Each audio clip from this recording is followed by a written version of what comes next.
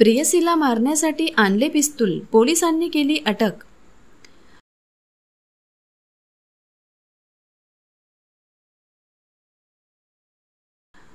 प्रेमविवाहाला नकार दिल्याने प्रेयसीला संपवण्यासाठी थेट बिहारमधून पिस्तूल विकत आणणाऱ्या प्रियकराला मूल पोलिसांनी अटक केल्याची घटना चंद्रपूर जिल्ह्यातील मूल येथे समोर आली।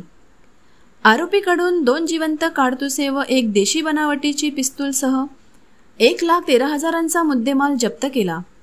गौरव नितीन नरुले असे आरोपी प्रियकराचे नाव आहे। प्रेयसीची हत्या केल्यानंतर तोही आत्महत्या करणार होता। पोलिसांनी त्याला ताब्यात घेत गुन्हा दाखल करून अटक केली। पुढील तपास मूल पोलीस करीत आहे।